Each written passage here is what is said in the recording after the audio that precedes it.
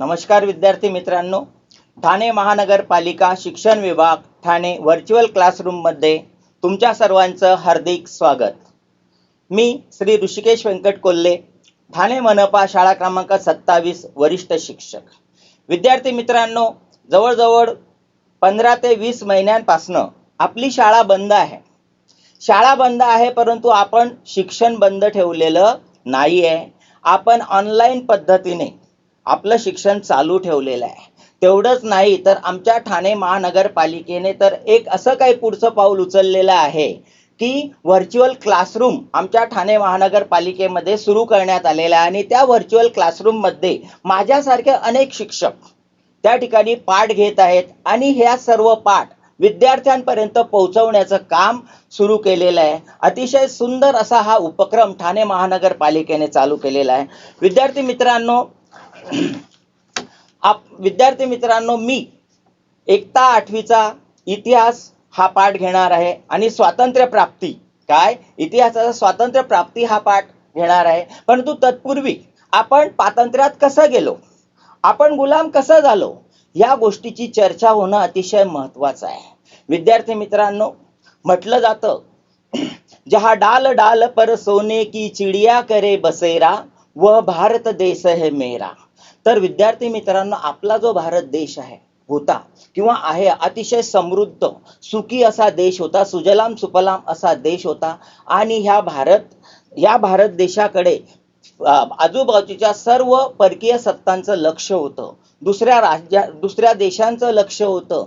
त्यात इंग्लंड हा अतिशय हुशार आणि चाणक्य असा देश, इंग्लंडचं लक्ष जास्त करून आपल्या भारताकडे होतं। कारण त्यांना माहिती होतं, भारतासारख्या प्रगतिशील देशात जर आपल्याला व्यापार करायला मिळाला तर आपला खूप फायदा होईल। मग त्यांनी त्यावेळेला आपले जे त्यावेळचे राज्यकर्ते होते, संस्थानिक होते, यांच्याकडे त्यांनी व्यापारासाठी सनदा मिळवल्या, व्यापारासाठी त्यांनी अर्ज विनंत्या केल्यात आणि त्यांना त्या ठिकाणी व्यापार करण्याची परवानगी देण्यात आली। मग ते आपल्या भारतामध्ये व्यापारासाठी आले। व्यापारासाठी आल्यानंतर त्यांनी भारतात असे काही पाय पसरायला सुरुवात केली की आपण जसं म्हणतो, भटाला दिली वस्त्री आणि हळूहळू पाय पसरी, त्या पद्धतीने त्यांनी पाय पसरायला सुरुवात केली। म्हणजे आपल्या शेतीचे काही माल जो आहे तो नगदी पिकं किंवा आपले जे काही उद्योगधंदे आहेत ते उद्योगधंद्यांवरती सुद्धा त्यांनी कर वगैरे लावलेत।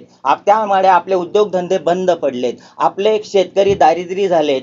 नंतर काही आपले कलाकुसर करणारे जे काही लोक होते हे सुद्धा त्या ठिकाणी बेरोजगार झालेत। आणि मग आपल्या भारतातील नेत्यांना वाटलं की अरे, आपण यांना व्यापार करण्यासाठी आपण जी संधी दिली ती चूक केली। कारण यांनी हळूहळू अशा पद्धतीने पाय पसरवले की आपल्याला त्यांनी गुलाम करून टाकलं। म्हणून म्हणतात की व्यापारी म्हणून आलेत आणि राज्यकर्ते बनलेत। आणि मग हळूहळू त्यांनी भारताची लूट करायला सुरुवात केली। भारताची लूट करायला सुरुवात झाल्यानंतर आपल्यातीलच काही नेत्यांनी पुढाकार घेतला आणि ते पुढे आलेत की आता आपल्याला शांत बसून चालणार नाही, भारताला स्वातंत्र्य करण्यासाठी आपल्याला काहीतरी करावं लागेल। मग अनेक प्रकारच्या चळवळी झाल्या।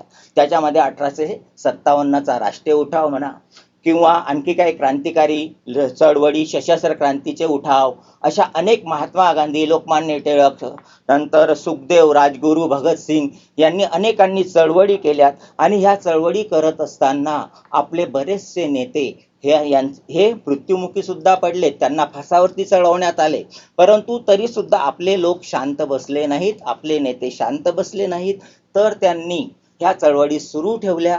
आणि शेवटी मग आपल्याला ज्या गोष्टीची गरज होती त्या स्वातंत्र्य प्राप्तीकडे आपण आलो। विद्यार्थी मित्रांनो, मला एक आनंद असा होतोय की हे जे वर्ष आहे हे स्वातंत्र्याचा अमृत महोत्सवी वर्ष आहे। आणि या स्वातंत्र्याच्या अमृत महोत्सवी वर्षामध्ये मला स्वातंत्र्य प्राप्ती हा पाठ तुमच्या पुढे शिकवायला मिळेल, हा मला अतिशय आनंद आहे की तर मग आपण हळूहळू या स्वातंत्र्य प्राप्तीकडे आलो। आणि स्वातंत्र्य प्राप्तीकडे आल्यानंतर स्वातंत्र्य प्राप्तीकडे आल्यानंतर दुसरे महायुद्ध सुरू होते। तर दुसरे महायुद्धाचा हा जो काळ आहे, साधारणतः 1939 ते 1945 असा हे दुसरं महायुद्ध सुरू होतं। आणि ह्या दुसऱ्या महायुद्धाच्या काळामध्ये भारतीय स्वातंत्र्याच्या मागणीने जोर धरलेला होता. भारतीयांना सुद्धा, कारण त्यावेळेला या दुसऱ्या महायुद्धामध्ये भारतीय सैनिकांचा या ब्रिटिशांनी इंग्रजांनी वापर करून घेतलेला होता. म्हणून आपल्या भारतीय नेत्यांना सुद्धा वाटत होतं की आपण या संधीचा का फायदा घेऊ नये, म्हणून आपण सुद्धा संधीचा फायदा उचलण्याचं ठरवलं आणि आपण स्वातंत्र्य मागणी त्यांच्याकडे केली. आणि मग ही स्वातंत्र्य मागणी चालू असताना त्याची गंभीर दखल घेणे आवश्यक आहे याची जाणीव ब्रिटिशांना सुद्धा झाली, ब्रिटिश राज्यकर्त्यांना सुद्धा झाली की भारतीयांची जी मागणी आहे ती योग्य आहे, याकडे आपण लक्ष देणं अतिशय महत्त्वाचं असं त्यांना सुद्धा वाटू लागलं. आणि मग त्यांनी विविध योजना आखायला सुरुवात केली. विद्यार्थी मित्रांनो, जशी एक म्हण आहे की बाळाला रडल्याशिवाय काही मिळत नाही, तसं आपली सुद्धा परिस्थिती होती. काय, आपण सुद्धा आपल्याला काहीतरी मिळवण्यासाठी संधीचा फायदा घेणं खूप महत्त्वाचा होता. मग त्याच वेळेला एक धर्मनिरपेक्ष तत्वावर राष्ट्रीय सभेची स्थापना करण्यात आली किंवा उभारणी करण्यात आली. आणि या राष्ट्रीय सभेमध्ये अनेक जाती धर्माचे लोक सामील झालेले होते. आणि ही जी चळवळ होती, ही चळवळ कमकुवत करण्यासाठी ब्रिटिशांनी पुन्हा एक कूटनीतीचा अवलंब केला. ती कूटनीती म्हणजेच काय, फोडा आणि राज्य करा. बघा, ब्रिटिश म्हणजे शेवटपर्यंत त्यांना असं वाटत होतं की भारत सोडू नये. मग त्यांनी शेवटचा एक डाव टाकण्याचा त्यांनी प्रारंभ केला की हिंदू आणि मुस्लिम यांच्यामध्ये आपण काय करायची, फूट पाळायची. म्हणजेच काय, फोडा आणि राज्य करा ही नीतीचा त्यांनी अवलंब केला. आणि हा त्यांचा जो डाव आहे, हा डाव त्यांचा सरस ठरला. त्याचा परिणाम असा झाला की मुस्लिम लीगची स्थापना झाली. काय झाली, त्याचा परिणाम मुस्लिम लीगची स्थापना झाली. नाहीतर विद्यार्थी मित्रांनो, आतापर्यंत आपण सर्व भारतीय एक होतो. कोणाला तसं वाटत नव्हतं की दोन गोष्टी घडाव्यात.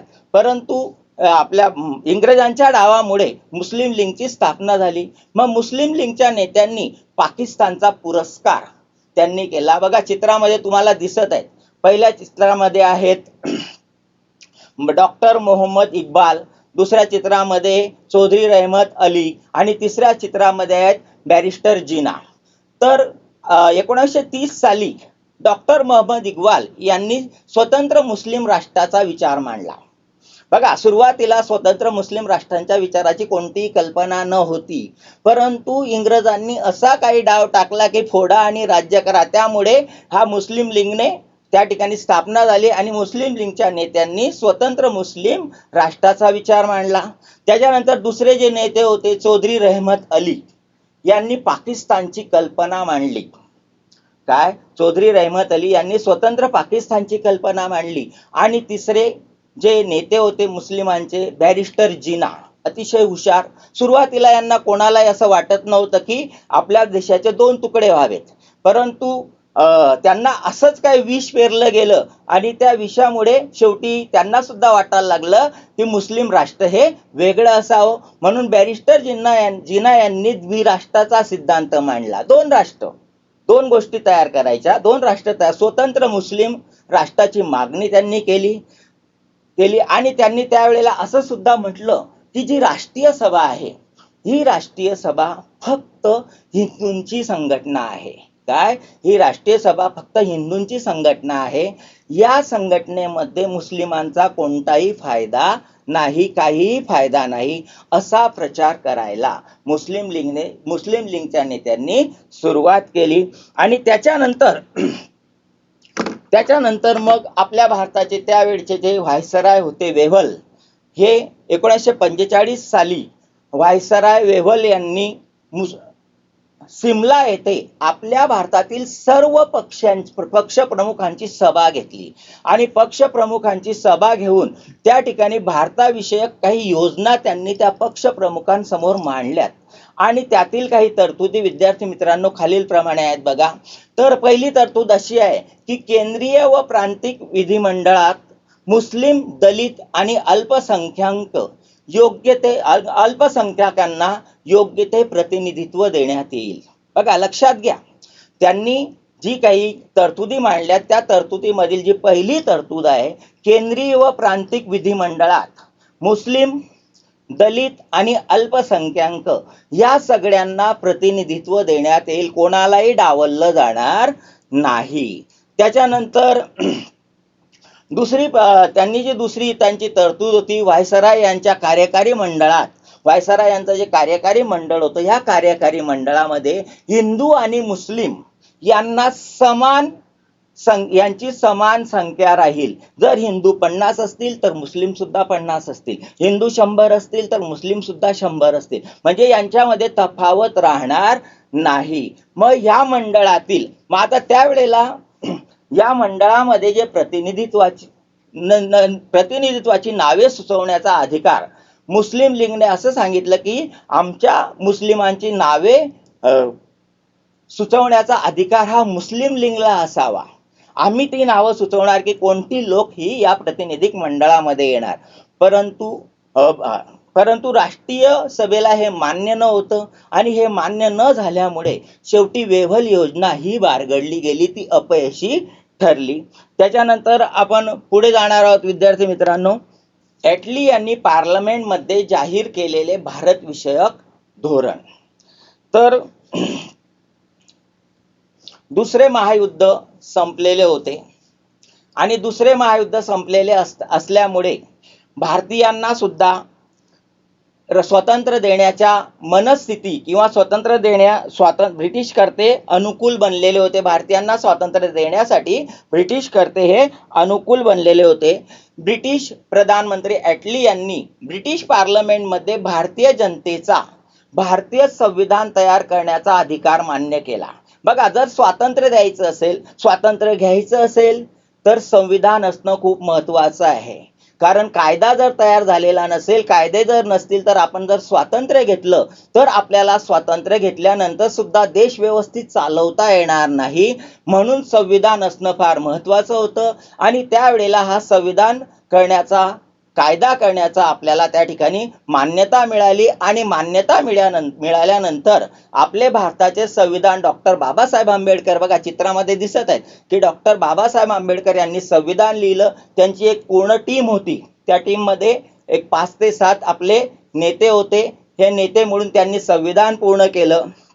त्याच्यानंतर दुसरा प्रश्न असा होता की स्वातंत्र्य मिळत असताना आणखी कोणत्याही प्रकारची ढवळाढवळ होऊ नये, कोणत्याही बाजूने आडकाठी होऊ नये, म्हणून आपल्या भारतामध्ये जे अल्पसंख्याक होते, अल्पसंख्याकांचे काही प्रश्न भारताच्या स्वातंत्र्याच्या आड येणार नाहीत असे सुद्धा स्पष्ट त्या कायद्यामध्ये करण्यात आलं.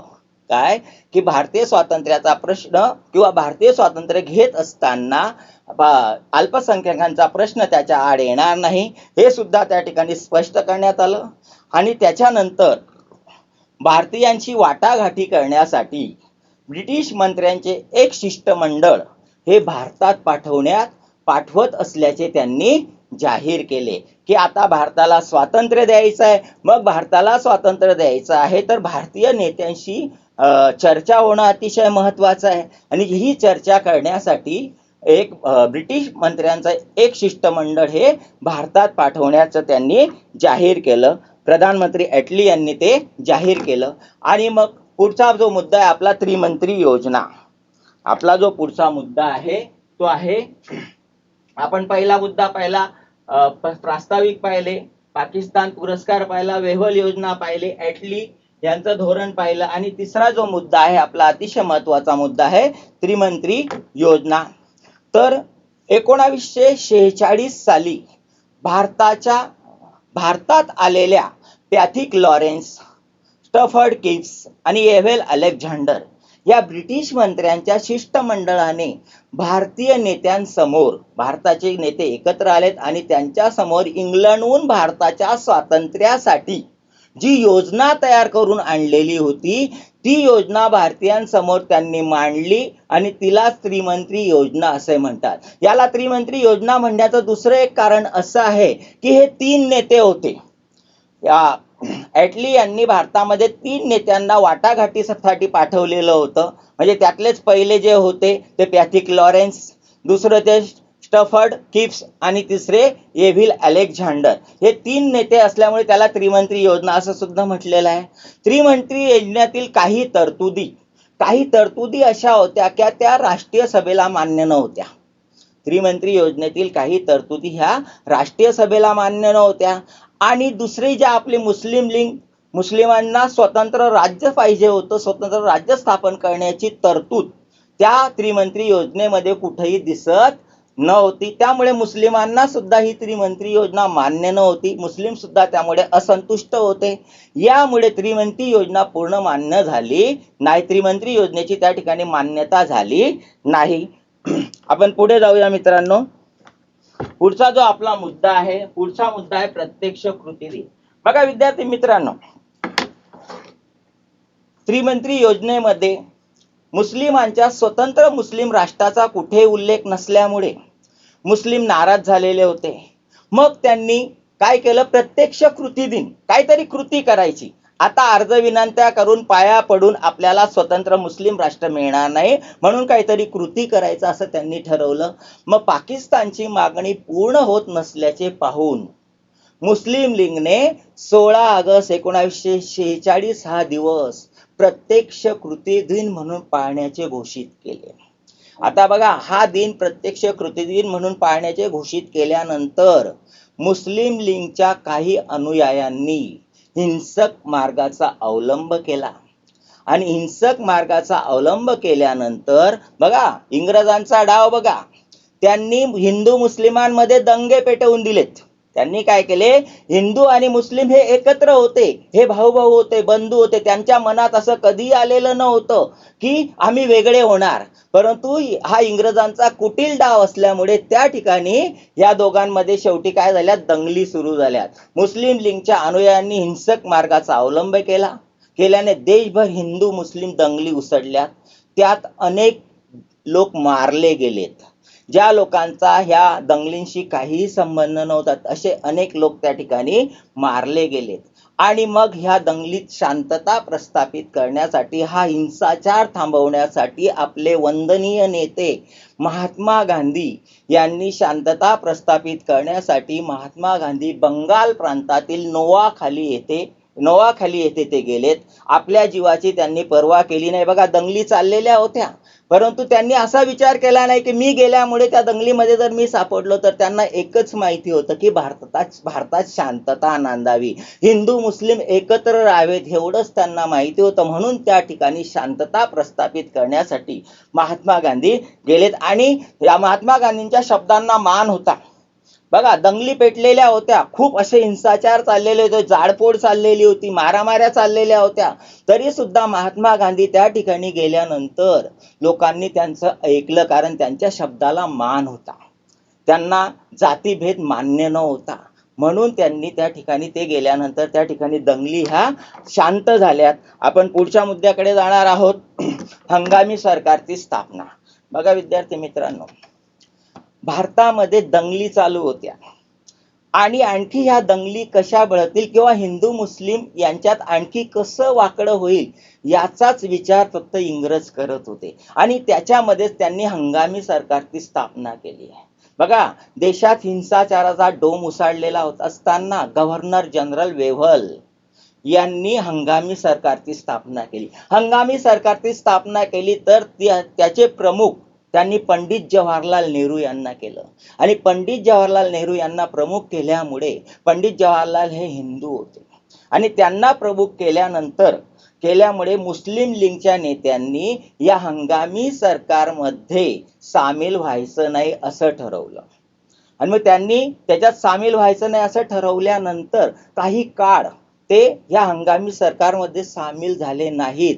परंतु त्यांच्या सुद्धा लक्षात आलं, आपण जर हंगामी सरकारमध्ये सामील झालो नाहीत तर आपण एकाकी पडू, आपण बाजूला पडू.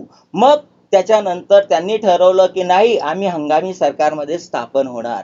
तर मुस्लिम लीग सुद्धा हंगामी सरकारमध्ये स्थापन झाली, त्याच्यामध्ये ते सामील झाली. आणि त्याच्यानंतर ती सामील झाल्यानंतर तरी सुद्धा हंगामी सरकारचा जो राज्यकारभार आहे हा सुरळीत चालत नव्हता. कारण कोणतीही योजना मांडली तर त्याच्यामध्ये मुस्लिम लीगच्या लोक अडवणुकीच्या धोरण घेत असत, अडवणूक करत असत.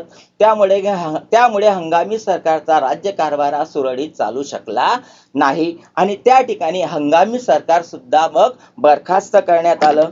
त्याच्यानंतर पुढचा जो आपला मुद्दा आहे, पंतप्रधान ॲटली यांची घोषणा. तर इंग्लंडचे पंतप्रधान ॲटली यांनी जून 1948 पूर्वी इंग्लंड भारत सोडून देईल असं त्यांनी घोषित केलं. अशी त्यांनी घोषणा केली की जून 1948 पूर्वी इंग्लंड हा भारत सोडून देईल आणि त्याच्यानंतर भारतातील सत्तांतराच्या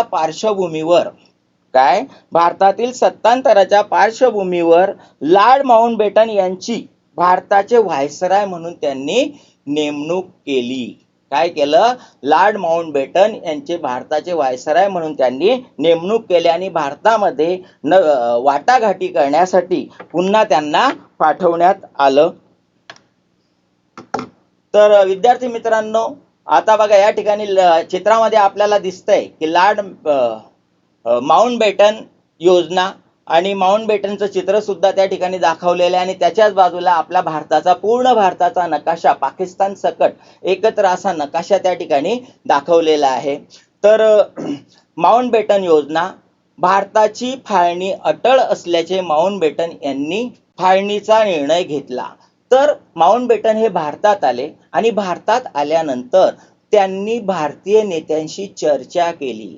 सुरुवातीला हिंदू मुस्लिम जेवढे काही भारतीय नेते होते या सर्व भारतीय नेते एकत्र आलेत आणि त्या ठिकाणी त्या भारतीय नेत्यांशी त्यांनी चर्चा केली. परंतु त्या ठिकाणी मुस्लिम लीगचा एकच सूर होता की आम्हाला मुस्लिम राष्ट्र हे वेगळं पाहिजे आणि त्यामुळे शेवटी माउंटबॅटन यांनी फाळणीचा निर्णय घेतला. म्हणजेच भारताचे 2 तुकडे करायचे, भारताचे 2 भाग करायचा हा निर्णय त्यांनी घेतला. त्याच्यानंतर भारत व पाकिस्तान या 2 स्वतंत्र राष्ट्राच्या निर्मितीची त्यांनी योजना तयार केली. काय? भारत एक आणि पाकिस्तान एक असे 2 स्वतंत्र राष्ट्राची निर्मिती करण्याची त्यांनी योजना तयार केली. मग ही योजना तयार करत असताना कोणता भाग भारताचा आणि कोणता भाग पाकिस्तानचा ह्या सीमा ठरण्या सुद्धा अतिशय महत्त्वाच्या होत्या. तर नकाशामध्ये दाखवलेलं आहे. तर त्या पद्धतीने भारत आणि पाकिस्तान असे 2 भाग त्या ठिकाणी करण्यात आलेले आहे. भारत व पाकिस्तान या 2 स्वतंत्र राष्ट्रांच्या निर्मितीची योजना तयार केली. मुस्लिम लीगच्या पाकिस्तान निर्मितीच्या अट्टाहासामुळे मुस्लिम लीगला स्वतंत्र मुस्लिम राष्ट्र हवं होतं, पाकिस्तान वेगळा हवा होता. मात्र हिंदूंना असं वाटत होतं की भारत हा एक संघ असावा, भारत हा एकत्र असावा. परंतु तसं होऊ शकलं नाही. त्यांच्या अट्टाहासामुळे शेवटी नाईलाजाने राष्ट्रीय सभेला फाळणी योजनेस मान्यता द्यावी लागली. पुढच्या मुद्द्याकडे आपण जाणार आहोत. आपला पुढचा मुद्दा आहे भारताच्या स्वातंत्र्याचा कायदा. माउंटबॅटन यांच्या योजनेच्या आधारे बघा, ब्रिटिश पार्लमेंटमध्ये माउंटबॅटन यांच्या योजनेच्या आधारे 18 जुलै 1947 रोजी संमत केलेल्या भारताच्या स्वातंत्र्याच्या कायद्यातील तरतुदी. काय? माउंटबॅटन यांनी जो काही कायदा केलेला होता, ब्रिटिश पार्लमेंटमध्ये हा कायदा करण्यात आलेला होता आणि त्याच्या आधारे 18 जुलै 1947 रोजी हा कायदा संमत करण्यात आलेला होता. त्यातील काही तरतुदी या खालीलप्रमाणे आहेत. त्यातली पहिली तरतूद आहे 15 ऑगस्ट 1947 रोजी भारताची फाळणी होऊन भारत व पाकिस्तान 2 स्वतंत्र राष्ट्र अस्तित्वात येतील. बघा, शेवटी इंग्रजांना जे करायचं होतं तेच त्यांनी केलं. त्यांनी भारताला स्वातंत्र्य दिलं, परंतु भारताचे काय केले? त्यांनी 2 भाग करून टाकलेत. तर 15 ऑगस्ट 1947 रोजी भारताची फाळणी होऊन भारताचे 2 तुकडे होऊन भारत एक आणि पाकिस्तान एक असे 2 स्वतंत्र राष्ट्र अस्तित्वात येतील. त्यानंतर त्याच्यावर ब्रिटिश पार्लमेंटचा कोणताही अधिकार राहणार नाही. ब्रिटिशांचा त्याच्यावरती कोणत्याही प्रकारचा अधिकार राहणार नाही. ब्रिटिश म्हणजे 2 फाळणी झाल्यानंतर ब्रिटिश हे भारत सोडून जाणार आहेत. त्याच्यावरती ब्रिटिशांचा कोणताही अधिकार राहणार नाही. त्यानंतर आपल्या भारतामध्ये काही संस्थानिक होते आणि हे संस्थानिक ब्रिटिशांच्या अधीन होते किंवा त्या संस्थानिक हे ब्रिटिशांचं सार्वभौमत्व त्याच्यावर होतं. तर हे जे संस्थानिक आहे या संस्थानिकांचं ब्रिटिशांचं सार्वभौमत्व सुद्धा संपुष्टात येईल आणि या संस्थानिकांना भारतात किंवा पाकिस्तानात या संस्थानिकांना भारतात किंवा पाकिस्तानात कोठेही जाता येईल किंवा त्यांना स्वतंत्र सुद्धा राहता येईल असं सुद्धा या कायद्यामध्ये नमूद करण्यात आलं होतं की पुढे कोणत्याही प्रकारची अडचण येऊ नये म्हणून या कायद्यामध्ये हे सुद्धा नमूद करण्यात आलेलं होतं. त्याच्यानंतर आपला पुढचा मुद्दा आहे स्वतंत्र प्राप्ती. विद्यार्थी मित्रांनो, ज्या गोष्टीची आपण वाट बघत होतो ती गोष्ट अगदी जवळ येऊन ठेपलेली आहे. स्वातंत्र्य प्राप्ती. आपल्या पाठालाच नाव दिलेलं आहे स्वातंत्र्य प्राप्ती. भारतीय स्वातंत्र्याच्या कायद्यानुसार भारताला 15 ऑगस्ट 1947 रोजी स्वातंत्र्य मिळाले. 1947 रोजी स्वातंत्र्य मिळाले. 14 ऑगस्ट 1947च्या मध्यरात्री 12 वाजता स्वातंत्र्य प्राप्तीचा अभूतपूर्व सोहळा सुरू झाला. संसद भवनात संविधान सभेची बैठक सुरू झाली आणि बरोबर रात्रीचे 12 वाजलेत. बघा, रात्रीचे 12 वाजलेत, 12चे टोल झालेत. सारं जग रात्री 12 वाजता झोपलेलं होतं, परंतु भारत जागी होता. भारतातील सर्व लोक जागी होते, कारण रात्री 12 वाजेला आपल्याला काय मिळणार होतं? स्वातंत्र्य मिळणार होतं. म्हणून सर्व लोक भारतीय सर्व जागी होते आणि त्यावेळेला रात्रीचे 12चे ठोके झाल्यानंतर संसद भवनावरील ब्रिटिशांचा जो काही युनियन जॅक होता, हा युनियन जॅक बघा चित्रामध्ये दाखवलेला आहे. युनियन जॅक हळूहळू खाली उतरताना दाखवलेला आहे. तो खाली उतरवण्यात आला आणि त्या ठिकाणी आपला भारताचा तिरंगा हा मोठ्या डौलामध्ये फडकू लागला. तर त्या ठिकाणी भारताचा तिरंगा हा पंडित जवाहरलाल नेहरू यांच्या हाताने फडकवण्यात आला. बाजूच्या चित्रामध्ये तुम्हाला दिसत आहेत की भरपूर लोकांची गर्दी आहे आणि त्या ठिकाणी पंडित जवाहरलाल नेहरू हे आपल्या भारतीयांना काहीतरी संबोधत आहेत, काहीतरी सांगतायत आणि अशा रीतीने आपल्याला भारत हा आपला स्वातंत्र्य झाला किंवा आपल्याला स्वातंत्र्याची प्राप्ती झाली.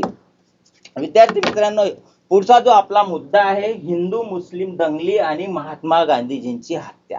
बघा विद्यार्थी मित्रांनो, देशाची फाळणी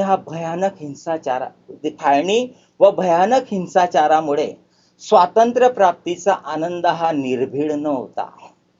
आपल्याला स्वातंत्र्य प्राप्ती मिळाली होती, परंतु जो आनंद आपल्याला एक संघ जर आपल्याला स्वातंत्र्य प्राप्ती झाली असती, म्हणजे पाकिस्तान आणि भारत जर एकत्र राहून जर आपल्याला स्वातंत्र्य प्राप्ती झाली असती, तर तो आनंद आपला गगनात मावला नसता. हा आपल्याला आनंद झालेला आहे, पण हा आनंद आपला निर्भीड नाहीये.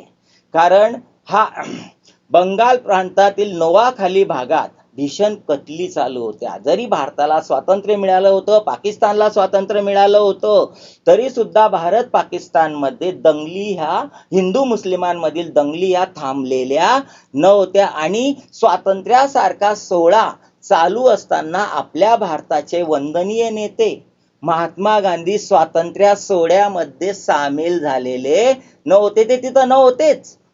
स्वातंत्र्याच्या सोहळ्यात ते सहभागी न होता हिंदू मुस्लिम ऐक्यासाठी व जातीय सलोखा टिकवण्यासाठी ते झटत होते. बंगाल या प्रांतामध्ये नोआखाली या ठिकाणी ते झटत होते.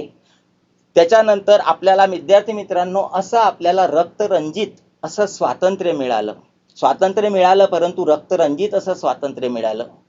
त्याच्यानंतर स्वातंत्र्य मिळून अवघे 6 महिने झालेत.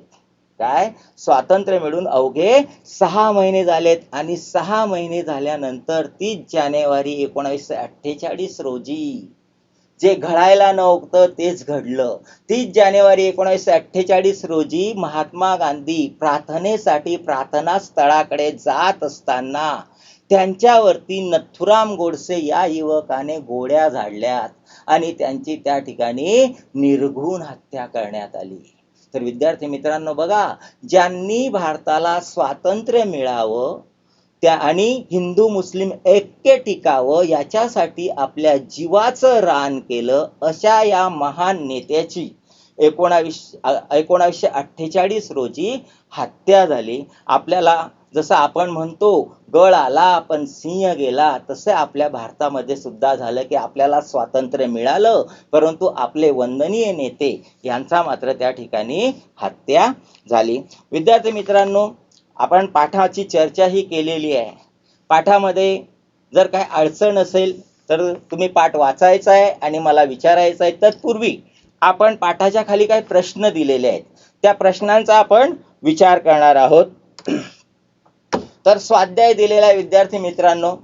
बघा, पहिला प्रश्न आहे, दिलेल्या पर्यायांपैकी योग्य पर्याय निवडून विधान पुन्हा लिहा. तर पहिला प्रश्न आहे, त्याच्यामध्ये हंगामी सरकारचे टिंबटिंब हे प्रमुख होते. 4 पर्याय दिलेले आहेत. पहिला पर्याय आहे अ, वल्लभभाई पटेल, ब, महात्मा गांधी, क, पंडित जवाहरलाल नेहरू आणि ड आहे बॅरिस्टर जीना. तर अर्थातच विद्यार्थी मित्रांनो, आपण पाठामध्ये पाहिलेलं आहे, ज्या वेळेला वेव्हल यांनी हंगामी सरकारची स्थापना केली त्यावेळेला त्यांनी पंडित जवाहरलाल नेहरू यांच्या अध्यक्ष यांना त्या ठिकाणी प्रमुख त्यांनी केलेलं होतं. म्हणजेच उत्तर काय आहे? क हे त्याचं पर्याय आहे. क हे उत्तर आहे.